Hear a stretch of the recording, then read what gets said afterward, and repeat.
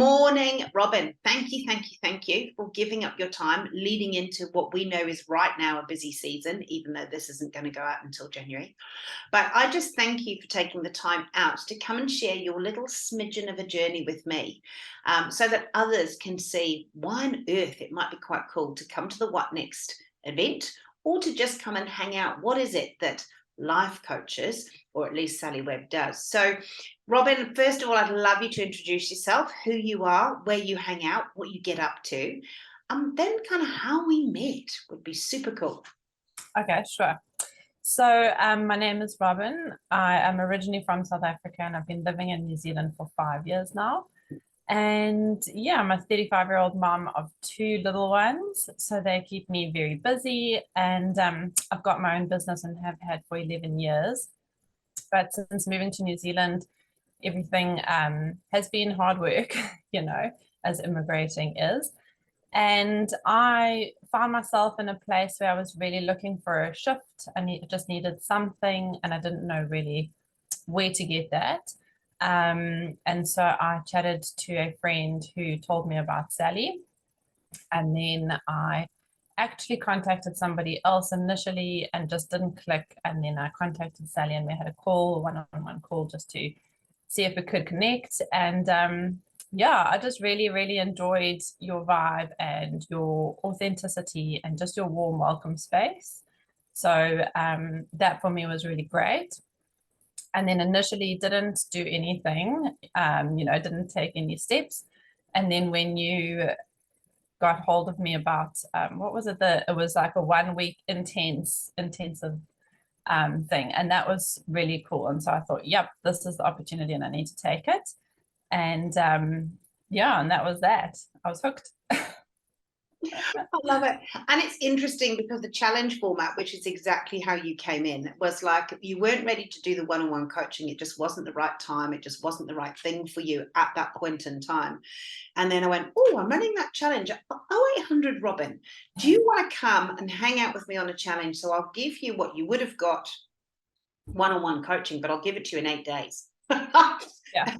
And I think in hindsight, it was a bit of a baptism of fire. Like the one was like there was so much information. So it was a learning curve for me. It was great to have you guys on board. It was great to work with you.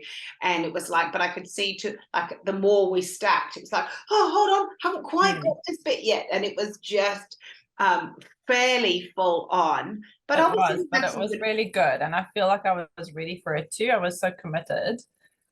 And I was just like, yeah, I'm doing this. So it was a lot, but it was good at the same time. Brilliant. And then what happened? So, ultimately, so often for people, they're sitting here right now going, well, that's impossible for me, or that's not, she's not my journey, or whatever the score is. But what was your impossible? What was the thing that when you inquired, when you were looking for a life coach, when you were looking for somebody to help you, what was the thing or the missing piece? What was it that you just couldn't quite work out for yourself? So for me, I was super overwhelmed when I started just with life and with my parenting journey and my business as well. And I just really didn't have clarity. I didn't have clarity about how I was going to balance it all, and how I was going to be able to build my business and be a very present mom with the both of them at home. And so that's where I was struggling. And I think for me, I was craving balance and I was craving clarity. And that was not having clarity, especially within my business and my business flow and structure, was really stressing me out. And I just feel like it's always when you take that step and when you, decide to put yourself forward and do something, it's like God or the universe just totally brings it all together and gives you what you're looking for because you've decided, So it was definitely working with you and then also working with colleagues and stuff. And we've just really come together and found a path that's brought so much clarity for us. So that for me was massive. Just getting that clarity in my business structure was really huge. And that I'm really excited about. And then as well as just finding that balance with my life and with kids and stuff. And so, when I first I think it was like day one, even, or day two, that I started with you, and you were like, you need to take time for you. If you don't take time for you, you've got nothing else to give. And of course, I know that, but actually having somebody tell you is different. And you're like, and I was just like, yep, okay, I have to do that. And that was really just for me in that moment very life changing, because that's what I needed. And so just taking half an hour out to go and do my walk on the beach, listen to my meditations and my podcast, just shifted so much for me as well. So yeah, that's been huge. I love that. I love the goal that you've just shared there. One is, putting yourself first. And you are so right. The other thing you said is like, this stuff. There isn't anyone that I coach that doesn't know what I share with them, in terms of the fact that you know it inside, but it's all jumbled up in your head, or it's all internal stuff. And so I think the joy of working with people like you, who are unbelievably amazing, and I just love it. I only get to work with the best. So I'm like, yay. But what it is it's like we bring what we know into the light, we bring it out, and we go, oh my goodness, that makes so much sense. Yes, I know. And then when it's in the light, when it's in front of you, and you can see all your skills and talents, and you can see your priorities, and you can see what it is that's not, that's giving you that, it's not working, and you start to put it in the right order, which is pretty much what you did. It's like, oh my goodness, I feel so much better. Like you were just like, I can breathe, and whereas you were just, all over the place. But yeah, I think for most people, they go, well, I knew all this. And it's like, yeah, but you weren't doing anything with it. Because it's all jumbled in our heads. So it's just bringing what we already know out, as you say, to give you clarity, so that you go, oh my goodness, that makes sense. Oh my goodness, now I get it. Yeah. And I remember, yeah, go ahead. Yeah. And then for me, also just working through those limiting beliefs. So the practice that you gave us, the steps to work through that, was also just really, really, I think that's where I had a couple of my biggest shifts. Just getting the chance and the tools to dig deep and to figure out where they're coming from and why they're there, and then to really flip them over and turn them around. And yeah, I think like working with you, doing the one, was just such a great practice to set me up, because now if something comes up, I can be like, oh, what is that? Why is that coming up? And then I can go back and do that practice again, which I have done. And that's also just bringing clarity about what it is that's niggling, why it's there, and really how to actually start turning it around. So that's also been one of my favorite things. And it's so cool. I give people a toolbox, like the toolbox that you get given, you can go back to and pick that tool out at any point in time. So that's one of them, how to take a limiting belief, trace it back, so see the fruit, take it to the root, take that out and replace it, replant, put something that's refreshing back in. And so it's lovely that you've used it. She's like, oh my goodness. And I know there's a lady in 100X who literally all she has, her business is just doing that. That's all she does. Because if we can turn our upside down worlds the right way up, if we can take those negative thoughts and flip them back into where they need to be, our whole world changes. And I love Scott Benham's quote, when you change the way you see the world that you see changes. And it's like, oh my goodness, there's all this peace, there's all this joy. I can do this. And for those who are listening, what you probably don't realize is Robyn runs her own business. She homeschools 2 children.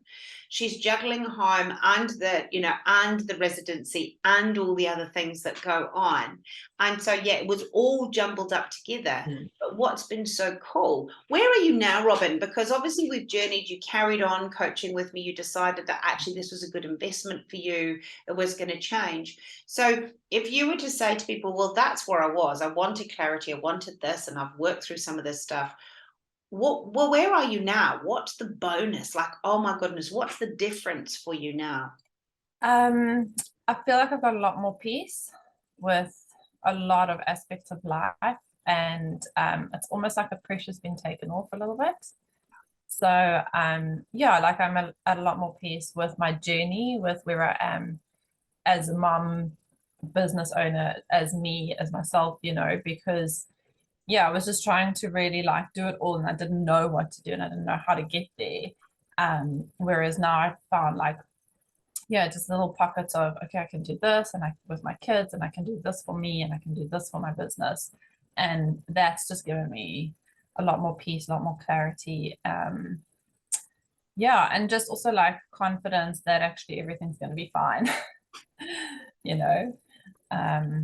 Yeah, so I love it. And I've always, you know, for many years, I've always looked at working with somebody or doing courses or buying books. I've always found that as an investment in myself anyway. So that's never, I always think if you're going to spend money, spend it on, you know, growing yourself and spend on investing yourself, because that only improves everybody else around you as well. So for me, yeah, it was just like just finding that person to click with and to actually go with. And yeah, I just loved it. I loved, like, always look forward to our Thursday morning calls, love the energy on the calls, and I always just felt better afterwards as well. Oh, I'll have to pay you for those lovely comments. It's brilliant. I love it. And it's really interesting. I think part of it as well is building the community. It's like it's not just you, it's the others that are on the, you know, it's all of us as we journey together.